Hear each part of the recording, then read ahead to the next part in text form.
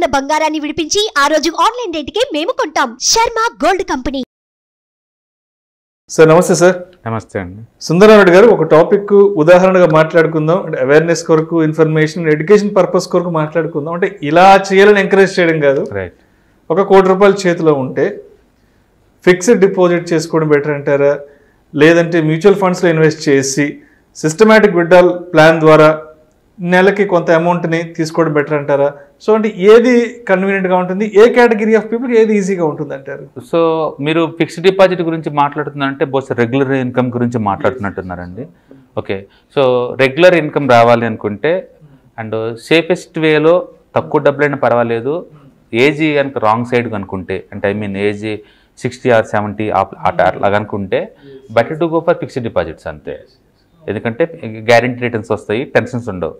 అలా కాకుండా యంగేజ్లో ఉన్నారు, okay, and up and down అయినా పర్వాలేదు, నాకు రెగ్యులర్ ఇన్కమ్ కావాలి, బట్ రేట్ ఆఫ్ రిటర్న్ కొంచెం అప్ అండ్ డౌన్ అయినా పర్వాలేదు అనుకున్నప్పుడు better to go for mutual funds అనమాట. సో ఇక్కడ మనకు కేవలం రేట్ ఆఫ్ రిటర్న్ ఒకటే ఇంపార్టెంట్ కాదు, ఏజ్ క్రైటీరియా తీసుకోవాలి. ఏజ్, రేట్ ఆఫ్ రిటర్న్ ఎంత ఎక్స్పెక్ట్ చేస్తున్నారో ఉండాలి. అంటే లైఫ్ సైకిల్లో ఎక్కడున్నారు, ఆల్రెడీ సెటిల్మెంట్ అయి ఉన్నారా, లేదా బ్యాచిలర్స్గా ఉన్నారా, లేదా ఓల్డ్ ఏజ్లో ఉన్నారా అనేది ఇంపార్టెంట్. వీటన్నిటి కన్సిడర్ తీసుకున్నాం అనుకోండి, ఫస్ట్ మనం డెట్ ఫండ్స్ చూస్తాము. ఫిక్స్డ్ డిపాజిట్ చేస్తే ఫర్ ఎగ్జాంపుల్ ₹1 కోటి చేసాం అనుకోండి, ఇవాళ రేపట్లో యావరేజ్ మీద స్పెషల్ ఫిక్స్డ్ డిపాజిట్లు అయితే 7% నుంచి 8% దాకా ఉన్నాయండి. రెగ్యులర్గా అయితే 6.5% దాకా ఉన్నాయి. ఓకే. అంటే మనకు ₹1 కోటి కనుక మ్యూచువల్ ఫిక్స్డ్ డిపాజిట్ కనుక చేస్తే అండ్ మీరు మంత్లీ కానీ, క్వార్టర్లీ కానీ, లేదా హాఫర్లీ కానీ, ఇయర్లీ కానీ తీసుకోవచ్చు. ఒకవేళ నువ్వు మంత్లీ కనుక తీసుకుంటే నీకు యావరేజ్ మీద ఒక 60,000 అలా వచ్చే ఛాన్స్ ఉంది, 60,000 నుంచి 70,000 వచ్చే ఛాన్స్ ఉంది. ఓకే. ఇంకా మనీ గ్రో అవటం అంటే ఏమి ఉండదు. ఆ మెచ్యూరిటీ అవ్వగానే 5 ఏళ్ళు 10 ఏళ్ళకు నీ డబ్బు నీకు ఇచ్చేస్తారు, నీ ₹1 కోటి నీకు ఇచ్చేస్తారు. బట్ నీకు రెగ్యులర్గా మంత్లీ ఒక 60,000 రూపీస్ వస్తూనే ఉంటుంది. ఇంకా అంటే సంవత్సరానికి ఆల్మోస్ట్ ఒక 7 lakhs వరకు జమ అవుతూ ఉంటుంది నీకు. కానీ టీడీఎస్ కట్ అవుతుంది నీకు, ట్యాక్సిబుల్ అది. ఓకే. నీకు వచ్చే వడ్డీ ట్యాక్సిబుల్ అనమాట అది. Okay, right. And second flow చూసుకున్నాం అనుకోండి, సిస్టమాటిక్ విత్డ్రాల్ ప్లాన్ ఉందనుకోండి, నేను మ్యూచువల్ ఫండ్స్లో బెస్ట్ మ్యూచువల్ ఫండ్స్ కంటే స్మాల్ క్యాప్ కేటగిరీ లేదా మిడ్ క్యాప్ కేటగిరీ ఆ ఏరియాలో బాగుంటుందండి. For example historical data last 10 years data ఉన్న ఒక మ్యూచువల్ ఫండ్ తీసుకుందామండి. లైక్ నేను Nippon small cap growth fund తీసుకుంటున్నాను, ఎగ్జాంపుల్ కోసం తీసుకున్నాను. లాస్ట్ 13 yearsలో అది బాగా గ్రో అయింది, అందుకని అది తీసుకున్నాను అనమాట. అది తీసుకొని దాంట్లో కనుక మనం ₹1 crore ఇన్వెస్ట్ చేసామనుకోండి, అండ్ ఎవ్రీ మంత్ బ్యాంక్లో మనం 6% అనుకున్నాం కదా, అట్లాగే దీంట్లో ఒక 5% తీసామనుకోండి బ్యాక్, అంటే ఎవ్రీ మంత్ నాకు 50,000 కావాలి. 50,000 కనుక మీరు విత్డ్రాల్ పెట్టారనుకోండి స్టార్టింగ్ నుంచి, గత అది 2011లో స్టార్ట్ అయింది, ఇప్పటికి 2013 yearsలోకి ఎంటర్ అయింది రీసెంట్గా. ఓకే. ఇప్పుడు మీ మనీ ఎవ్రీ మంత్ నీకు 50,000 ఇవ్వంగా స్టిల్ మీ ₹1 crore ఇప్పటికి 8 కోట్లు అయిందండి, 8.5 crore అయింది. ప్రాక్టికల్గా మీరు ఇన్వెస్ట్ చేసింది ₹1 crore ఎవ్రీ మంత్ 50,000 మీకు విత్డ్రాల్ అవుతూనే ఉంది. అంటే మీరు విత్డ్రాల్ చేసిన అమౌంట్ 71 lakhs అండి. ఇది 2011లో పెట్టుంటే కనుక 13 సంవత్సరాలు. అవును. అంటే మీరు విత్డ్రాల్ చేసిన అమౌంట్ 70 lakhs ఆల్రెడీ. స్టిల్ మీ ఉన్న డబ్బు 8.5 crore అయింది. ఇంకా అన్ని మ్యూచువల్ ఫండ్స్ ఇలా అవ్వచ్చు అంటే కాకపోవచ్చు, బట్ అన్ని కూడా యావరేజ్ మీద నీకు 5 crore దాకా అయి ఉంటాయి. ఎందుకంటే మ్యూచువల్ ఫండ్స్ యావరేజ్ గ్రోత్ మనం 20% తీసుకోవచ్చు అండి, mid and small cap category అయితే. అందులో మనం విత్డ్రాల్ చేస్తుంది కన్జర్వేటివ్ మీద ఒక 5% 6% కదా, అందుకని డెఫినెట్గా ఇంకా ఒక 10 to 15% పెరిగే ఛాన్స్ ఉంది. కాబట్టి మీ దగ్గర బల్క్ అమౌంట్ అనుకుంటే లెట్సే ఒక 25,000, 25 lakhs, 50 lakhs, ₹1 crore ఇలా అనుకుంటే మీకు అప్పుడప్పుడు మనీ కావాల్సి ఉంటే క్వార్టర్లీ కానీ మంత్లీ కానీ కావాలంటే SWP the best option, systematic withdrawal plan. అది యాక్టివేట్ చేయడం ద్వారా ఏంటంటే నీకు మంత్లీ రిక్వైర్మెంట్ ఫిల్ అవుతుంటుంది, అండ్ లాంగ్ పీరియడ్ పాయింట్ ఆఫ్లో నీ మనీ కాంపౌండ్ అవుతూ పోతూనే ఉంటాయి. ఎందుకంటే యావరేజ్ మీద మ్యూచువల్ ఫండ్స్ 20% మనం ఈజీగా ఎక్స్పెక్ట్ చేయొచ్చు. అందులో నుంచి మనం విత్డ్రాల్ చేస్తుంది కేవలం 5 to 6% కదా, రిమైనింగ్ ఒక 8 to 10% ముందు పోతూనే ఉంటాయి అవి. అందుకని లాంగ్ టర్మ్లో వెల్త్ క్రియేట్ అవుద్ది. ఇప్పుడు మనం చెప్పిన ఎగ్జాంపుల్లో మైండ్ బ్లోయింగ్ ₹1 crore కానీ పెడితే మీ అమౌంట్ 8.5 crore అయింది, అండ్ ఎవ్రీ మంత్ మీకు మనీ బ్యాక్ వస్తూనే ఉంది. ఎంత ఆల్మోస్ట్ 50,000 సూపర్. జీవితకాలం తరతరాలు వస్తూనే ఉంటుంది అమౌంట్, అది పెరుగుతూనే ఉంటుంది amount. So one of the best one. ఇది కాకుండా even large cap mid cap తీసుకున్నా సరే మనీ ఇలా గ్రో కాకపోవచ్చేమో కానీ, బట్ డెఫినెట్గా దట్ ఈస్ వర్త్. అందుకని ఎవరైనా సరే మిడిల్ ఏజ్లో ఉండి మీ డెట్ ఫండ్స్లో పెట్టడం వేస్ట్ అండి. బట్ ఓల్డ్ ఏజ్లో కనుక్కుంటే మార్కెట్లో వాలటిలిటీని కూడా మనం తీసుకుంటే కనుక వాళ్ళకి అది గిట్టుబాటు అవుద్ది. అందుకని మీ ఏజ్ ఒక 60-70 అలా కనుక్కుంటే అప్పుడు మాత్రమే బ్యాంక్ డిపాజిట్స్కి వెళ్ళండి. మీ ఏజ్ కనుక 30-40 కనుక్కుంటే ఇంకా మంచి ప్రొడక్టివిటీ ఇయర్స్ ఉన్నాయి కాబట్టి best to come to the mutual funds with SWP అనమాట. ఓకే, అండ్ యాక్చువల్గా మ్యూచువల్ ఫండ్స్ మనం వాడుకుంటే రెగ్యులర్ ఇన్కమ్కి బాగుంటాయి, అండ్ ఒక ఫండ్ రిటైర్మెంట్ ఫండ్ క్రియేషన్కి బాగుంటాయి, ఏదైనా గోల్ ఓరియంటెడ్ మనీ మేకింగ్ కూడా చాలా బాగుంటాయి అండి. తక్కువ అమౌంట్లు పెట్టుకుంటా బల్క్లో తయారు చేసుకోవచ్చు.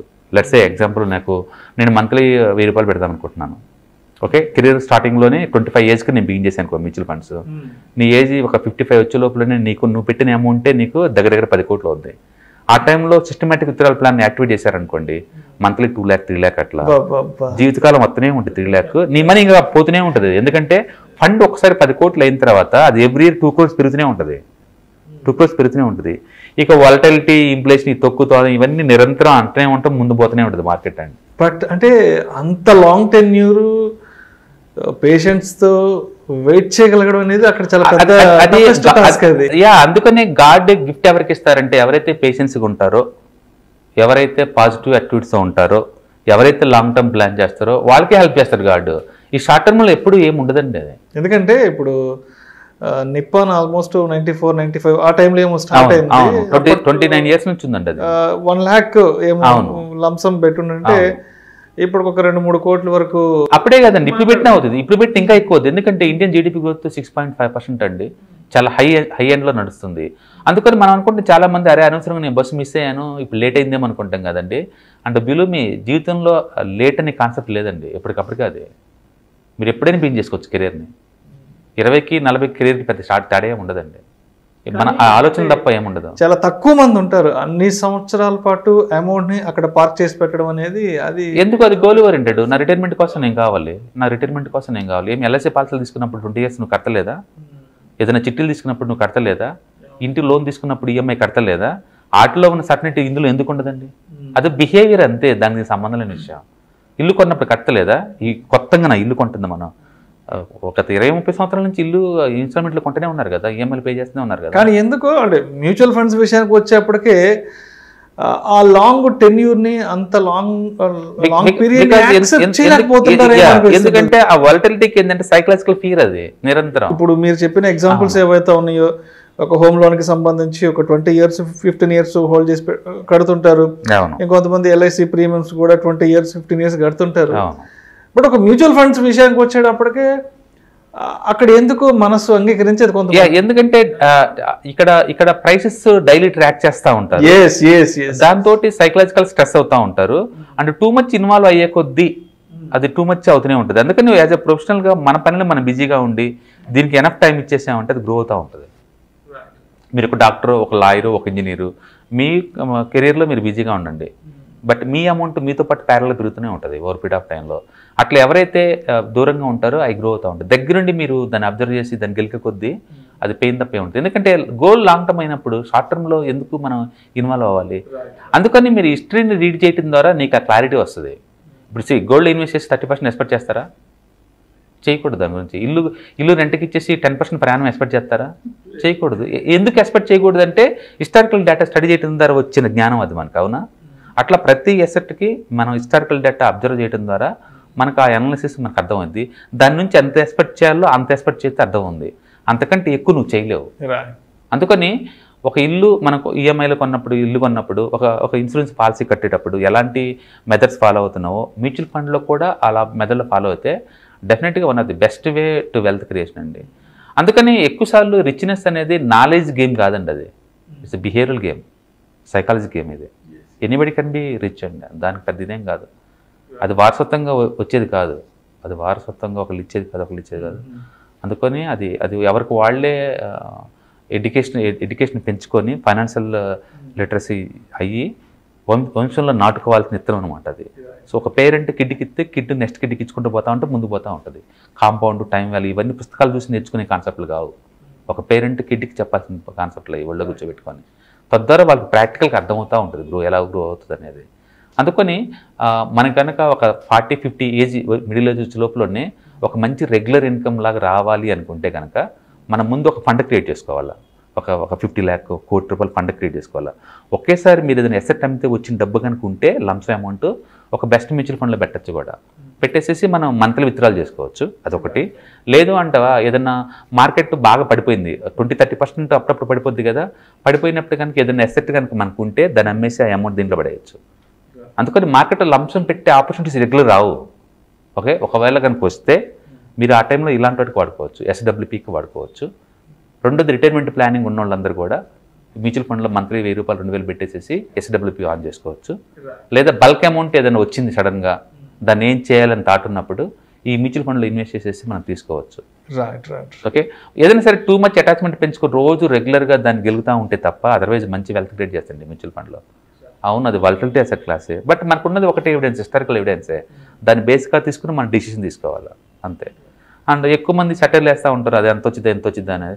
మ్యూచువల్ ఫండ్లో 30 వస్తుంటే ఎవరు నమ్మరు, బట్ అక్కడ 40 కూడా వస్తున్నాయి. నువ్వు నమ్మితే నమ్మకపోతే సంబంధం చెప్పండి, మన నమ్మకాలకు సంబంధం ఉంది. ఎవరైతే ఇన్వెస్ట్ చేస్తారో వాళ్ళకి అవి వస్తాయి, రాని వాళ్ళందరూ దూరం కూర్చొని చూస్తారు అంతే. కాబట్టి mutual fund one of the best way to create the regular income కూడా. అందుకని లాంగ్ టర్మ్ ఒకేసారి బల్క్లో ఫండ్స్ క్రియేట్ చేయాలన్నా పనికి వస్తుంది. నాకు రెగ్యులర్ ఇన్కమ్ కావాలి, వేరే చోట ఎక్కడ ఇవ్వడం కుదరదు అనుకున్నా సరే నీకు పనికి వస్తుంది. అండ్ ఈజీగా బయట సొసైటీలో రూపాయల వడ్డీకి ఇస్తూ ఉంటారు అందరండి, అది ఎగ్గొడతారో లేదో తెలియదు, మళ్ళీ తిరిగి వస్తారో లేదో తెలియదు. పెద్ద అమౌంట్ అయ్యే కొద్ది భయం, అది ఇస్తారో లేదో కూడా. బట్ మ్యూచువల్ ఫండ్ అలా కాదు, లీగల్ వేలో అఫీషియల్ వేలో చక్క 1.5 రూపీ 2 రూపీస్ కూడా సంపాదించుకునే ఛాన్స్ ఉంది. అండ్ రెగ్యులర్గా ఇలా చేయడం ద్వారా నీకు మంచి వెల్త్ క్రియేట్ అవుతుంది. కాబట్టి మీ దగ్గర బల్క్ అమౌంట్ కనుకుంటే, రెండోది మార్కెట్ కనుక ఎప్పుడైనా కరెక్షన్లో కనుకుంటే, ఓకే, ఆ టైంలో కనుక ఈ ఎస్డబ్ల్యూపీని మనం కన్సిడర్ చేసుకొని మార్కెట్లో బల్క్లో పెట్టచ్చు. 25 lakh 50 lakh ఇట్లా రీజనబుల్ ఫండ్ క్రియేట్ అవుద్ది. ఎందుకంటే మ్యూచువల్ ఫండ్స్ యావరేజ్ మీద 20-25% దాకా మూవ్ అవుతుంటాయి. మనం తీసుకుంటున్న అమౌంట్ 6% 7% కదా, రెస్ట్ ఆఫ్ ది మనీ తోటి కాంపౌండ్ అవుతూనే ఉంటుంది. అది కాంపౌండ్ అవుతున్నది అది పోతుంటుంది. ఇక్కడ మనం తీసుకున్న ఎగ్జాంపుల్లో one of the best mutual fund small cap కేటగిరీలో నిప్పాను. మీరు కనుక 1 crore పెట్టుంటే కనుక మంత్లీ 50,000 విత్డ్రాల్ బీన్ చేసినా సరే స్టిల్ ఇది 8.5 crore పెరిగింది లాస్ట్ 12 yearsలో. ఇది జస్ట్ క్లాసిక్ ఎగ్జాంపుల్. అంటే వేరే ఫండ్స్ కూడా మనం అబ్జర్వ్ చేసుకుంటే అన్ని పాజిటివ్ రిటర్న్స్ ఇలానే ఇచ్చుంటాయి మోరల్లెస్. కాబట్టి బల్క్ ఉన్న వాళ్ళందరూ కూడా మ్యూచువల్ ఫండ్ కన్సిడర్ చేయండి, తప్పేం లేదు. Thank you sir.